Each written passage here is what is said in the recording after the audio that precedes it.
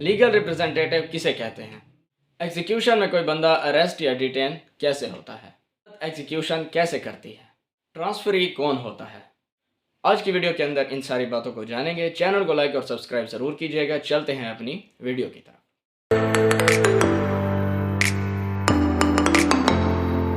अस्सलाम वालेकुम। आज हम जिस टॉपिक पर बात करने वाले हैं वो है हमारा सीपीसी की सीरीज़ के अंदर execution portion of the sections, यानी कि सेक्शंस के अंदर जो एग्जीक्यूशन पोर्शन के बारे में बताया गया है हम उसको डिस्कस कर रहे हैं। पिछली वीडियो के अंदर हमने सेक्शन 48 तक कवर किया था। आज की इस वीडियो के अंदर हम सेक्शन 49 से लेकर सेक्शन 58 के अंदर कवर करेंगे और सारी बातों को जानेंगे जो एग्जीक्यूशन के साथ रिलेटेड हैं, ज़रूरी हैं, कोड के अंदर बताई गई हैं और एग्ज़ाम पॉइंट ऑफ व्यू से भी ज़रूरी हैं। तो सबसे पहले है जी सेक्शन 49। सेक्शन 49 के अंदर बताया गया है कि ट्रांसफरी की क्या पावर्स होंगी, उसके पास क्या इख्तियारात होंगे। पीछे भी हम पढ़ चुके हैं कि डिग्री ट्रांसफ़र भी होती है, जिसको ट्रांसफ़र होती है उसको ट्रांसफरी कहा जाता है। अब उसकी क्या पावर्स होगी? उसकी वैसी ही सारी पावर्स होंगी जैसे कि डिग्री होल्डर की होती हैं जजमेंट डेटर के ख़िलाफ़। यानी कि अगर कोई बंदा किसी को अपनी डिग्री ट्रांसफ़र करता है तो जिसको ट्रांसफ़र होगी उसके पास वैसी ही पावर्स आ जाएंगी जिसने उसको ट्रांसफ़र की हैं। सेक्शन 50 के अंदर बताया गया है कि लीगल रिप्रेजेंटेटिव कि डिग्री लीगल रिप्रेजेंटेटिव के ख़िलाफ़ भी एनफोर्स और सेटिस्फाई हो सकती है। क्या मतलब? इस बात का मतलब यह है कि एक बंदे के ख़िलाफ़ डिग्री आ गई, यानी कि वो जजमेंट डेटर था और वो फोत हो गया बिना डिग्री को सेटिस्फाई किए, यानी कि डिग्री सेटिस्फाई नहीं हुई थी। फॉर एग्जांपल 10 लाख की डिग्री थी, वो 2 लाख पे करके फोत हो गया, 8 लाख बच गए हैं तो डिग्री सेटिस्फाई नहीं हुई। अब ये डिग्री उसके लीगल रिप्रेजेंटेटिव्स के ख़िलाफ़ भी सेटिस्फाई हो सकती है।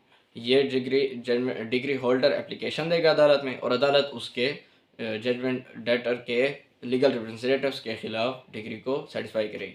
आगे बताया गया है कि लीगल रिप्रेजेंटेटिव्स के ख़िलाफ़ डिग्री उस हद तक सेटिस्फाई होगी जिस हद तक वो उसको उसके लिए लायबल हैं। फॉर एग्ज़ाम्पल, एक बंदा फौत हो गया, उसने अपनी जायदाद अपने बच्चों में तकसीम कर दी। 10 लाख उसकी जायदाद थी, उसने 2-2 लाख सब में तकसीम कर दी।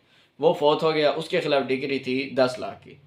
अब हर बच्चे से उतना ही हिस्सा लिया जाएगा जितना उसको उसके वालिद से मिला है, ना कि वो अपनी जायदाद में से पे करने का लायबल होगा। यानी कि उसके कोई ज़ाती एसेट्स हैं तो वो उसके अटैच नहीं किए जा सकते। हाँ, उसको वालिद से जो विरासत में मिली है और उसके वालिद के ख़िलाफ़ डिग्री थी तो वो उससे डिग्री की सेटिस्फेक्शन में लिया जा सकता है। उसके बाद वो कहते हैं कि अगर कोई बच्चा या कोई लीगल रिप्रेजेंटेटिव्स में से कहता है कि मेरे पास तो हक ही नहीं है या मुझे विरासत मिली ही नहीं है, मैं लायबल नहीं हूँ पे करने का, तो फिर उसके लिए अदालत अपने ओन मोशन पे या डिग्री होल्डर की एप्लीकेशन के ऊपर उस लीगल रिप्रेजेंटेटिव को कंपेल कर सकती है कि आप अकाउंट्स ले आएँ ताकि इस बात का तयन किया जाए कि आपको जायदाद मिली है या नहीं मिली और आपकी लाइबिलिटी बनती है या नहीं बनती। सेक्शन 51 के अंदर बताया गया है कि एग्जीक्यूटिंग कोर्ट के पास क्या पावर्स हैं और वो डिग्री को कैसे एग्जीक्यूट करा सकती हैं। तो उन्होंने यहाँ बताया कि subject to limitations and conditions if any, अगर कोई लिमिटेशन और कंडीशंस हैं तो उनको मद्देनज़र रखते हुए एग्जीक्यूटिंग कोर्ट इन 5 तरीक़ों से एग्जीक्यूशन करा सकती है। कौन सी? सबसे पहले प्रॉपर्टी की डिलीवरी करा के, उसकी पोजेसन की डिलीवरी करा के। दूसरा, उसको अटैच या सेल करा के। तीसरा, जजमेंट डेटर को डिटेन या अरेस्ट करा के। अगर पहला तरीका नहीं हो रहा तो दूसरे से, दूसरा नहीं हो रहा तो तीसरे से, इस तरह। उसके बाद अपॉइंटमेंट ऑफ रिसीवर करा के, अदालत कोई रिसीवर भी अपॉइंट करा के उसकी एग्जीक्यूशन करा सकती है। पांचवा ये कि कोई भी और तरीका जो अदालत को मुनासिब लगे। अब प्रोवाइजो में बताया गया कि अगर उसको अरेस्ट या डिटेन करना है तो फिर उसको पहले शोकाज नोटिस दिया जाएगा कि आप हमें वजह बताएं कि आपको हम अरेस्ट या डिटेन क्यों ना करें। अगर वो सेटिस्फाई कर लेता है तो नहीं करेंगे, नहीं कर सकता सेटिस्फाई तो उसको डिटेन कर दिया जाएगा। आगे बताया गया है कि अरेस्ट या डिटेन करने की वजूहत क्या होंगी। वजूहत ये होंगी कि सबसे पहले तो यह है कि वो प्रॉपर्टी की एग्जीक्यूशन में, डिग्री की एग्जीक्यूशन में ऑब्स्ट्रक्ट कर रहा है, ऑब्जेक्ट कर रहा है, उसमें रुकावट पैदा कर रहा है। दूसरा ये कि वो अपनी प्रेजेंस को छुपा रहा है और यहाँ से कंसील करने वाला है और यहाँ से एब्सकॉन्ड करने वाला है, वो इश्तिहारी बनने वाला है, अदालत की जुरिस्डिक्शन से भागने वाला है, उसको अरेस्ट कर सकते हैं। तीसरा ये कि इस प्रॉपर्टी जिसके बारे में डिग्री आ गई है, जब दावा दायर हुआ था इसने उसको बेचने की, ट्रांसफ़र करने की, कंसील करने की या कोई भी और तरीके से छुपने छुपाने की प्रॉपर्टी को कोशिश की है तो उसको डिटेन या अरेस्ट किया जा सकता है। चौथा यह है कि वो ऐसा बंदा है जिसके पास इस्तात है, मैन ऑफ मीन्स है, और उसके ख़िलाफ़ डिग्री आ गया और वो उसको सेटिस्फाई नहीं कर रहा, उसके पास अमाउंट भी पे करने की कैपेसिटी मौजूद है, अगर अमाउंट नहीं तो उसके पास कोई अल्टरनेट भी तरीका मौजूद है कि वो इस तरीके से भी डिग्री का एग्जीक्यूशन करा सकता है, लेकिन वो नहीं करा रहा, इसमें नेगलेक्ट कर रहा है। चौथा ये कि उसका जजमेंट डेटर के साथ कोई फिड्यूशरी रिलेशनशिप है। फॉर एग्ज़ाम्पल, जिस बंदे के ख़िलाफ़ डिग्री आई है, इसका उसके साथ फिड्यूशरी रिलेशनशिप है। फिड्यूशरी रिलेशनशिप यह होता है कि जब आपका किसी के साथ फिड्यूशरी रिलेशनशिप है तो आपके ऊपर भी उसकी वजह से लाइबिलिटी आएगी। फॉर एग्ज़ाम्पल, एक कंपनी के ख़िलाफ़ डिग्री आ गई और उसकी एग्जीक्यूशन होनी है, तो फिर अगर उनकी एग्जीक्यूशन में किसी को अरेस्ट करना है तो उसके डायरेक्टर्स को अरेस्ट किया जाएगा, क्योंकि उनका उस कंपनी के साथ फिड्यूशरी रिलेशनशिप है, यानी कि उनका एक उसके ऊपर ताल्लुक़ है, उनके अकाउंट्स के साथ एक उनका आपस में लेन देन है, वो उसके ज़िम्मेदार हैं, वो उसके ज़िम्मेदार हैं। अगर इस किस्म का भी बंदा है तो उसको भी अरेस्ट या डिटेन किया जा सकता है। आगे एक्सप्लेनेशन में बताया गया है कि अगर जैसे हमने बताया कि मैन ऑफ मीन्स है और वो पे नहीं कर रहा, तो फिर उसको अरेस्ट या डिटेन किया जा सकता है और उसकी प्रॉपर्टी को अटैच भी किया जा सकता है जो कोई बाकी है। यहाँ पर बता रहे हैं कि अगर किसी लॉ या custom for the timing in force, जो कानून राइज वक्त है या कोई कस्टम है, उसके मुताबिक उसकी अगर कोई प्रॉपर्टी एग्जेम्पशन है, उसको हासिल है, उसको इस्तिस्ना हासिल है उस प्रॉपर्टी को कि उसको अटैच नहीं किया जा सकता, तो फिर उसकी अटैचमेंट के वक्त उसकी उस प्रॉपर्टी को वहाँ से एग्जेम्प्ट किया जाएगा, बाकी उसकी प्रॉपर्टी को अटैच किया जाएगा। सेक्शन 52 के अंदर बताया गया है कि अगर किसी डिसीज़ के ख़िलाफ़ डिग्री आ गई है और वो पेमेंट ऑफ मनी की डिग्री है, तो उसके लीगल रिप्रेजेंटेटिव्स के ख़िलाफ़ वो डिग्री एग्जीक्यूट हो सकती है। आगे बताया गया है सब क्लास 2 के अंदर कि अगर वो कहता है कि मैं तो लाइबल नहीं हूँ, मेरे पास तो ये लाइबिलिटी बनती नहीं है मेरे ऊपर, मुझे मिली नहीं है विरासत, या कोई भी और वजह से वो कहता है कि मैं तो लाइबल नहीं हूँ, तो फिर अगर उसने अदालत को सेटिस्फाई कर लिया तो उसकी प्रॉपर्टी को अटैच नहीं किया जाएगा। अगर उसने ना किया तो उसकी प्रॉपर्टी को अटैच किया जाएगा, या कुछ हद तक उसने सेटिस्फाई कर लिया, कुछ हद तक उसने अदालत को सेटिस्फाई नहीं किया, तो जिस हद तक सेटिस्फाई कर लिया प्रॉपर्टी अटैच नहीं होगी, जिस हद तक, जितनी प्रॉपर्टी की हद तक, एक्सटेंट ऑफ द प्रॉपर्टी तक उसने अदालत को सेटिस्फाई नहीं किया, तो वो उसकी प्रॉपर्टी अटैच हो जाएगी और उसके ख़िलाफ़ ऐसे अटैच की जाएगी जैसे उसके ही खिलाफ डिग्री आई हो, यानी कि वो जजमेंट डेटर खुद हो, ऐसे उसके खिलाफ ये डिग्री एनफोर्स से सेटिस्फाई की जाएगी। आगे सेक्शन 52 के अंदर बताया गया है कि अगर एक बंदा है, वो फोत हो गया और उसके बच्चे को प्रॉपर्टी ट्रांसफ़र हो गई, और फिर वो भी फोत हो गया, उसके बच्चे को ट्रांसफ़र हो गई, यानी कि बेटे को, फिर बेटे के बेटे को, फिर बेटे के बेटे को, इस तरह अगर पोते बच्चे पोतों तक भी अगर प्रॉपर्टी ट्रांसफ़र हो गई है तो उन सब को भी लीगल रिप्रेजेंटेटिव्स समझा जाएगा।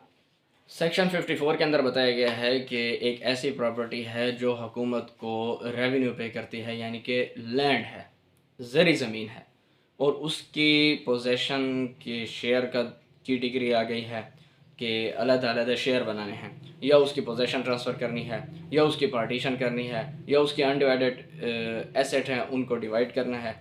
इस किस्म की कोई भी डिग्री है तो इसकी एग्जीक्यूशन कौन करेगा? इसकी एग्जीक्यूशन और इसका सारा प्रोसेस वो रेवेन्यू कोर्ट करेगी और कलेक्टर करेगा, या उसका कोई मातहत करेगा। सेक्शन 55 के अंदर अब बताया जा रहा है अरेस्ट एंड डिटेंशन के बारे में कि कैसे डिग्री जजमेंट डेटर की अरेस्ट या डिटेंशन होगी। वो कहते हैं कि जजमेंट डेटर की किसी भी वक्त अरेस्ट या डिटेंशन का ऑर्डर कर सकती है अदालत, और पुलिस उसको किसी भी वक्त अरेस्ट या डिटेन कर सकती है। 24/7 किसी भी वक्त ये ऑर्डर आ सकता है और उसको पेश किया जा सकता है अदालत के सामने कि वो 1 साल की इम्प्रिजनमेंट, सिंपल इम्प्रिजनमेंट को सफ़र करे, यानी कि उसको 1 साल के लिए जेल में डाला जा सकता है। उसके बाद बता रहे हैं कि अगर उसके घर गए हैं और वो घर में नहीं आने दे रहा, तो फिर पुलिस के पास ये इख्तियार है कि उसके आउटर डोर को तोड़कर अंदर चली जाए। उसके बाद कह रहे हैं कि अगर वो किसी कमरे में है और पुलिस को यकीन है कि यहाँ पर है इस कमरे में, तो उस कमरे का दरवाज़ा भी तोड़ सकते हैं। उसके बाद बताया जा रहा है कि अगर कोई औरत रहती है उस घर में और पर्दा नशीन लेडी है, ये सारा प्रोसीजर हम सेक्शन 48 CRPC के अंदर भी पढ़ चुके हैं। आप सेम वर्डिंग है, अब वहाँ पर भी इसको ज़रूर सुनिएगा। अगर कोई औरत वहाँ पर रहती है और वो उस औरत और कस्टम्स के मुताबिक वो पर्दा नशीन है, बाहर नहीं आती, तो पुलिस पहले उसको ऑर्डर देगी, उसको नोटिस देगी कि आप अपने आप को हटा लें या साइड पर हो जाएं, पर्दा कर लें, हम आपके घर में घुसने वाले हैं और फिर उसके बाद उस घर में दाखिल हों। उसके बाद बताया जा रहा है कि अगर वो डिक्री होल्डर जजमेंट डेटर जिसके खिलाफ डिक्री है उसको गिरफ्तार कर लिया पुलिस ने, और जो डिक्री है वो पेमेंट ऑफ मनी की है, पैसे वाली डिग्री है, तो अगर वो उसी वक्त मौके पर पैसे देना चाहता है तो पुलिस उसको एडवांस रिलीज़ कर देगी अगर वो पैसे अदा कर देता है। उसके बाद बताया जा रहा है कि अगर कोई ऐसा बंदा या बंदे हैं, पर्सन या क्लास ऑफ पर्सन हैं, जिनकी अरेस्ट या डिटेंशन से इनकन्वीनियंस पैदा होगी पब्लिक में और मसाइल पैदा होंगे, हंगामा होगा। फॉर एग्ज़ाम्पल कोई बड़ा मिनिस्टर है, कोई वज़ीर आज़म है, वज़ीर आला है एक्स या मौजूदा, उसको अरेस्ट या डिटेन करना है, तो फिर उसको तो ऐसे अरेस्ट या डिटेन नहीं कर सकते, उसके लिए तो हंगामा खड़ा हो जाएगा।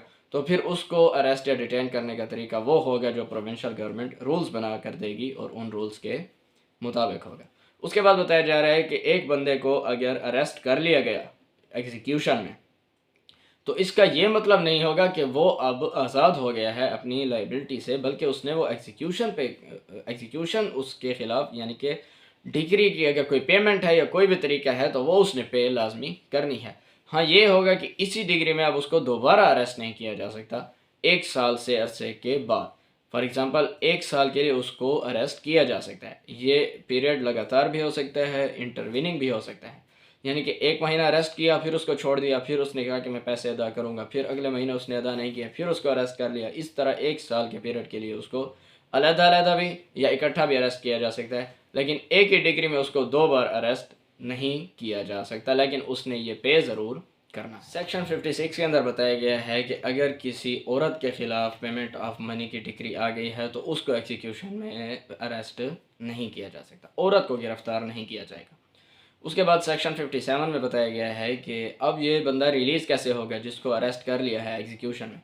वो कहता है कि अपना अरेस्ट एंड डिटेंशन का पीरियड एक्सपायर होने से पहले भी उसको रिलीज़ किया जा सकता है अगर वो officer in charge of the prison को वो पेमेंट कर दे जो उसके ख़िलाफ़ डिग्री आई है, या उसके ख़िलाफ़ जो डिग्री है वो सेटिस्फाई हो जाए, किसी भी तरीके से सेटिस्फाई हो जाए, उसके पिछले कर दें या वो ख़ुद कर दें, या फिर जिस बंदे ने उसको गिरफ़्तार कराया है, यानी कि डिग्री होल्डर जिसकी रिक्वेस्ट पे ये गिरफ़्तार हुआ है, तो वो कह दे कि बस इसको रिलीज़ कर दिया जाए। और प्रोवाइज़ो है कि अदालत के ऑर्डर के बगैर उसको रिलीज़ नहीं किया जाएगा। अगर वो ये तीनों तरीके से पेमेंट कर भी देता है तो अदालत में अप्लाई किया जाएगा, फिर अदालत ऑर्डर करेगी और उसको रिलीज़ कर दिया जाएगा। इसके लिए अगर कोई भी बंदा एग्जीक्यूशन में जाता है तो उसको एक पर्चा दिया जाता है, तो उस पर्चे के अंदर उसको लिखना होता है कि वो एग्जीक्यूशन किस तरीके से कराना चाहता है।